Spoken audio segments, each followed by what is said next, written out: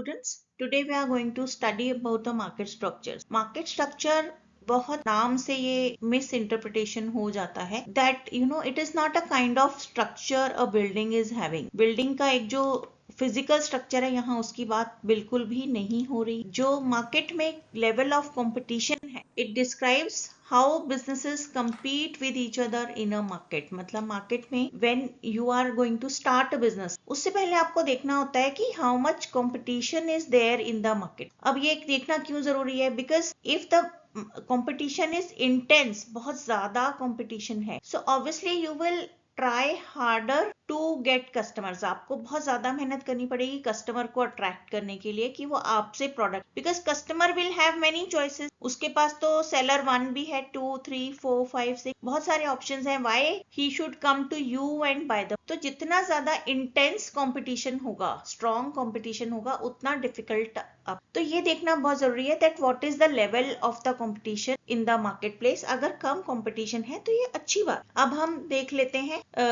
वही कैरेक्टरिस्टिक्स हमने यहाँ पे लिखे हैं. Market structures actually tells us that how many sellers are there in the market and what kind of products they sell. अब products कई बार कंप्लीटली होमोजीनियस, मतलब बिल्कुल सेम हो सकता. होमोजीनियस मतलब कि कोई कंपनी उसको बना रही है और सेल कोई और कर रहा है, सेल छोटे छोटे शॉपकीपर्स कर रहे हैं. तो वो होमोजीनियस प्रोडक्ट में और ज्यादा आपकी मुश्किल बढ़ेगी. जितने हेटेरोजीनियस या अलग अलग प्रोडक्ट्स हो वो मैं आगे आपको समझाऊंगी. फिर उनका सेलिंग प्राइस पर कंट्रोल कितना है सेलर्स का. Sometimes they do not have any control. MRP company decide करती है और उस प्राइस पर ही उन्हें बेचना पड़ता है. उनका प्राइस पर कोई कंट्रोल नहीं होता. ऐसा मार्केट स्ट्रक्चर भी होता है और ऐसा मार्केट स्ट्रक्चर भी होता है जहां कंपनी का फुल कंट्रोल. तो आगे हम पढ़ेंगे. Then how much knowledge competitors have about market के बारे में उनका कितना जो है नॉलेज है, ये भी मार्केट स्ट्रक्चर के ऊपर डिपेंड करेगा. So let's start with actual market structure. कैसे हम पहचानेंगे कौन सा मार्केट स्ट्रक्चर है? On the basis of the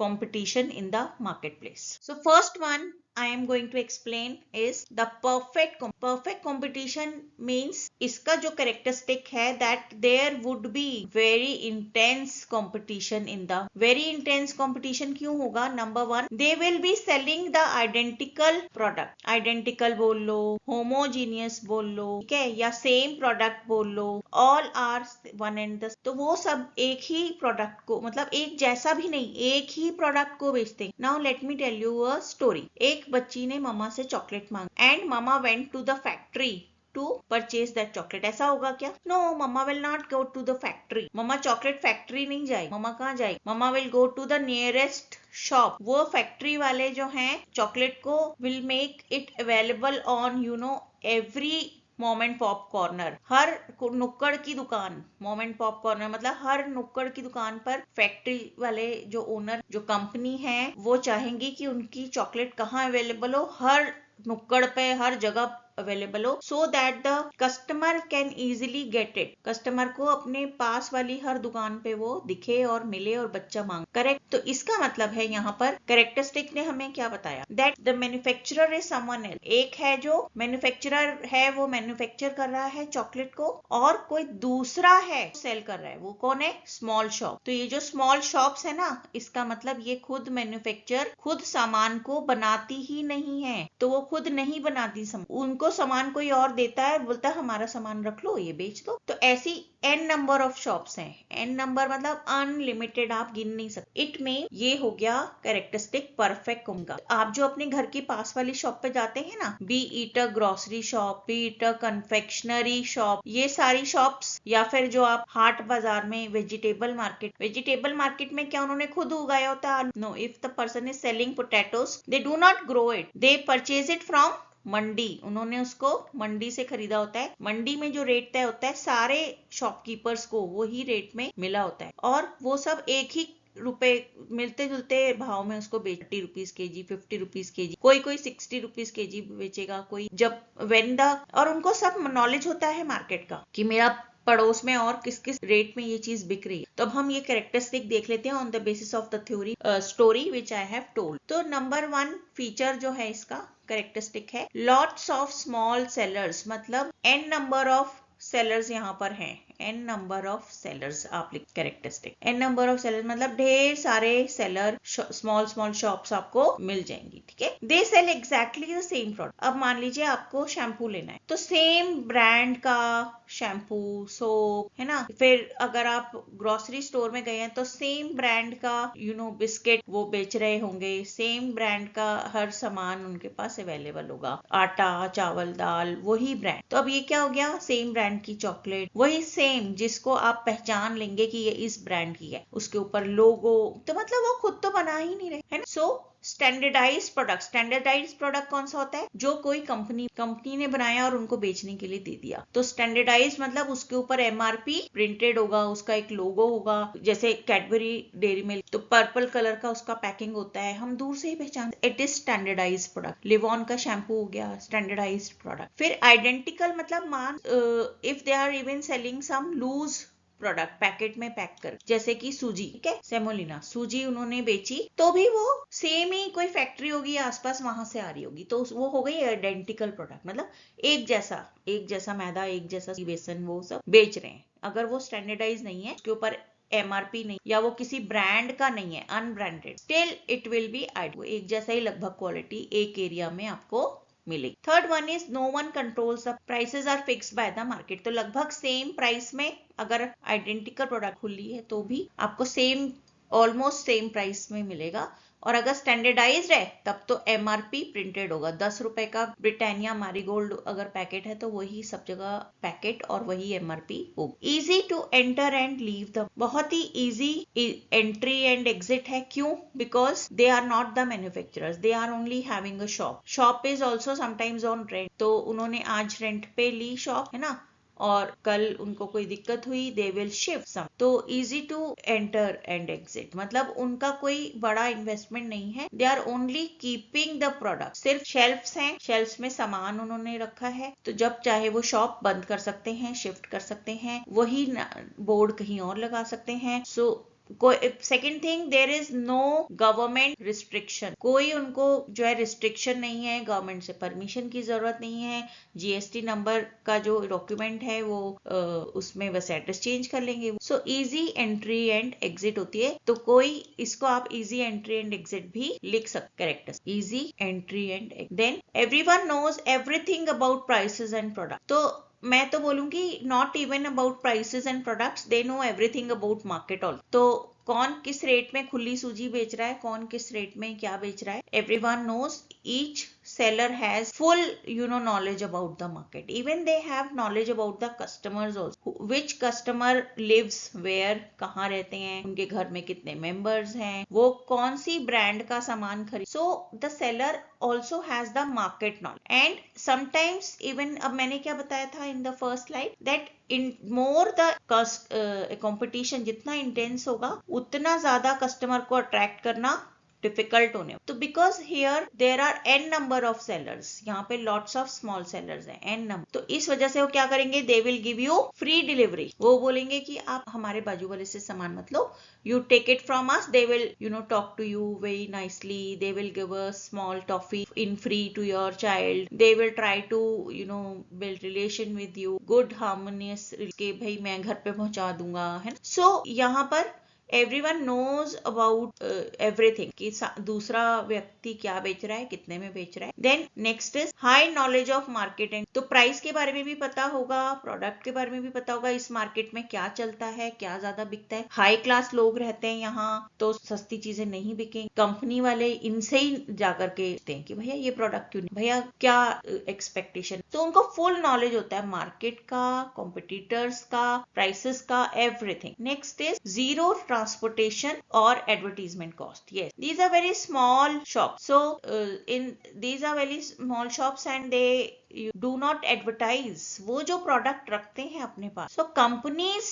advertise for their company जो बना रही है, मान लो जिस चॉकलेट, कंपनी एडवर्टीजमेंट करेगी। कंपनी जो आइसक्रीम बना रही है उसको कंपनी ऑलरेडी एडवर्टाइज, ये लोग कोई इनका खर्चा नहीं होता है, they just keep it and sell it. Zero transportation, the company provides them the products at their doorstep. Company उनके खुद की गाड़ी से इन छोटे शॉप्स पर या डिस्ट्रीब्यूटर्स की की गाड़ी से, everything is delivered eight there, तो उनको यहीं पर सब मिलता है उनकी शॉप पर। सो दे हैव जीरो ट्रांसपोर्टेशन। और अब इसके हम एग्जांपल्स देख लें, जैसे कि सब्जी मार्केट, ओके, वेजिटेबल मार्केट, तो ये परफेक्ट कंपटीशन में आती है क्योंकि सब एक जैसी सेम सब्जियां सेम फार्म से, सेम मंडी से लेकर आते हैं। एक अकेला फार्मर या सेलर जो है वो प्राइसेस को मैनिपुलेट या चेंज कर सकता है। अगर वो प्राइस बढ़ा के बेचेगा, so the it is perfect competition, the buyer will go to the next seller, वो पड़ोस वाले सेलर से खरीद लेगा। अगर किसी एक ने प्राइस बढ़ाया तो दूसरे की सेल बढ़े। सो इजी है ये समझने के लिए रिलेशन। देन कोई भी छोटी सी स्ट्रीट मार्केट, कोई भी ग्रोसरी स्टोर, किराने की दुकानें, या ये कन्फेक्शनरी शॉप्स, कोई भी ऐसी वस्तु, प्रोडक्ट जिसपे MRP, they will all fall under. I hope it is clear. Now let us move on to the next is monopolistic competition. So monopolistic competition, अब ये वो हो गए जो प्रोडक्ट को बना रहे हैं, they are the manufacturer। अब हमने पिछली वाली स्लाइड में क्या बोला था, कोई एक बना रहा है और वो लोग परफेक्ट कंपटीशन वाले सिर्फ रख के बेच। अब ये मोनोपोलिस्टिक वो हो गया जो बना रहे हैं और खुद बेच नहीं रहे, वो दूसरों को दे रहे हैं कि भैया हमारा तो यहाँ पर भी मोनोपोलिस्टिक में भी मेनी सेलर्स हो सकते हैं। वाई? बिकॉज इन्वेस्टमेंट कभी ज्यादा भी हो सकता है, कभी small. Let us take example of biscuits. Biscuits एक बड़ी फैक्ट्री में भी बन सकते हैं, या कोई फीमेल होम बेकर जो है घर में भी बनाकर अमेजोन पे लिस्ट करके बेची है। तो यहाँ पर मेनी सेलर्स मतलब छोटे लेवल पे भी चीजें बनाई जा सकती हैं और बड़े लेवल। अब इसमें फर्क क्या है? मोनोपोलिस्टिक में जैसे परफेक्ट कंपटीशन में तो हमने देखा था ब्रिटानिया का बिस्किट नंबर 1 शॉपी बेच रही है, ये सारी शॉप्स हैं सब ब्रिटानिया का ही बिस्किट अगर बेच रहे हैं, तो मतलब स्टैंडर्डाइज प्रोडक्ट ये लोग जो कस्टमर को बिल्कुल सेम प्रोडक्ट है ना। लेकिन मोनोपोलिस्टिक में तो ये बनाने वाले हैं, तो ये क्या बिल्कुल सेम बनाएंगे? नहीं, इनका फॉर्मूला अलग होगा। The formula, the taste, the recipe would differ slightly. तो इनके स्लाइटली डिफरेंट प्रोडक्ट, थोड़ा सा टेस्ट से आप पहचान सकते हैं। You go and have burger of McDonald's, or you go and have the burger of other brand, आपको फर्क पता चल जाएगा, टेस्ट में फर्क। ठीक है, सेम ही चीजें होती हैं, पनीर रैप, लेकिन टेस्ट फर्क होता है। ठीक है, तो स्लाइटली डिफरेंट प्रोडक्ट्स। अब यहाँ पर दो चीजें हैं, एक तो रेसिपी, टेस्ट, ये सब तो डिफरेंट होगा ही, प्लस उनकी ब्रांडिंग में ब्रांडिंग इज डिफरेंट, लोगो होगा, द पैकेट जिसमें ये रैप करके उसके ऊपर एक कंपनी जो है अपना लिख के भेजे देगी, दूसरी कंपनी उनकी बर्गर किंग का। यस, तो स्लाइटली डिफरेंट प्रोडक्ट से यहाँ पर मतलब है कि टेस्ट और ये सब में थोड़ा बहुत स्लाइट हल्का फर्क होगा, जैसे ग्लूकोज बिस्किट, बट ऊपर से ही पैकिंग में main difference. So packaging is different entire, जिससे customers will identify the product clearly कि मेरे को ये वाली कंपनी का नहीं भैया, मुझे ये वाली। Correct. Then some control over price, यहाँ पे ये थोड़ा बहुत आगे पीछे प्राइस रख सकते हैं, हालांकि बहुत ज्यादा फर्क नहीं होता है बिकॉज इनका भी कंपटीशन आपस में होता है। कंपनी वर्सेस कंपनी, पार्ले जी का कंपटीशन जो है सनफीस्ट से होगा, ब्रिटानिया से होगा, तो इनका आपस में लेकिन फिर भी प्राइसेस में थोड़ा फर्क हो सकता है। कैसे? Suppose each and every company is giving the biscuits packet in 10 rupees. सब कंपनी ने प्राइस तो 10 रुपए रख रखा होगा, लेकिन कोई कंपनी आपको देगी 100 gram, some company will give you 80 gram. तो थोड़ा थोड़ा अगर आप पर ग्राम रुपीस देखें, तो पर ग्राम उनका जो आपको महंगा पड़ेगा या वो पड़ेगा, वो अलग अलग रेट पड़ेगा पर ग्राम। ठीक है, शैम्पू भी आप देख लीजिए, क्रीम देख लीजिए, कोई भी, तो इनका आपस में सारी shampoo clinic plus, Sunsilk, Livon, ये वो जो भी, और भी डव, सारे शैम्पूज का आपस में कंपनी का कंपटीशन होगा और उनका प्राइस थोड़ा बहुत जो है अलग अलग। तो है ना। अब यहाँ पर सम कंट्रोल ओवर प्राइस मतलब वो अपनी मर्जी से प्राइस रख सकते हैं, स्कीम चला सकते हैं। जैसे ममा अर्थ ने 1+1 नया प्रोडक्ट लॉन्च हुआ, तो for some time they can run the scheme. तो उनका कंट्रोल है कि वो कितना प्राइस रखें, विद टाइम वो प्राइस को कम करें, ज्यादा करें। परफेक्ट कंपटीशन में ये नहीं हो रहा था, एमआरपी प्रिंटेड थी and they had to sell it on that price. यहाँ पर प्राइस डिसीजन मेकर ये हैं। Then comes the advertising matters. Yes, companies have lots of spending on advertise, उनको बहुत ज्यादा स्पेंड करना पड़ता है। कोको कोला ले लो, बर्गर किंग ले लो, ये लोगों को बहुत ज्यादा एडवर्टाइजिंग करना पड़ता है so that they remain in the picture, वो लोगों को दिखते रहे, वो बिकता रहे उनका सामान। एक कंपनी स्कीम देगी, एक डिटर्जेंट ने स्कीम दी तो दूसरी डिटर्जेंट कंपनी और advert. Then easy to enter the market. यहाँ पर इजी एंड टफ मतलब दोनों हो सकता है। If it is with small investment तब तो इजी है और बाकी बड़ी इन्वेस्टमेंट ज्यादा लगेगा, लेकिन एंटर आप कर सकते हैं। क्यों यहाँ पे इजी से ये मतलब है गवर्नमेंट रिस्ट्रिक्शन उतनी ज्यादा नहीं हो। You just if you are entering into suppose food and beverage industry, तो आपको फसाई लाइसेंस सिर्फ लेना पड़ेगा, कुछ फॉर्मेलिटीज तो कंप्लीट कर। You just merely complete those things, formality with the government licenses and you can easily start the business। तो इसीलिए इजी वर्ड यूज किया गया है, मतलब गवर्नमेंट की कोई रिस्ट्रिक्शन नहीं है कि आप तो ये बिजनेस कर ही नहीं। कुछ बिजनेस ऐसे भी होते हैं जिसमें गवर्नमेंट का रिस्ट्रिक्शन होता है, तो वहां पर हम बोलेंगे कि इजी नहीं, जब तक एंट्री हो सकती है मतलब वो इजी। नाउ एग्जाम्पल्स, कोई भी कैफेज जो अपनी खुद की कैफे बनाती है, तो वो स्मॉल शॉप्स भी मोनोपोलिस्टिक में उनका वो फ्रेंचाइजी भी ले सकते, जैसे चाय सुट्टा बार है ना, तो या स्टारबक्स। तो फ्रेंचाइजी वाले भी ओके, फ्रेंचाइजी वाले तो परफेक्ट कंपटीशन में आ जाएंगे क्योंकि वो उन्होंने वो किसी और का प्रोडक्ट। बट जिनकी खुद का कैफे वो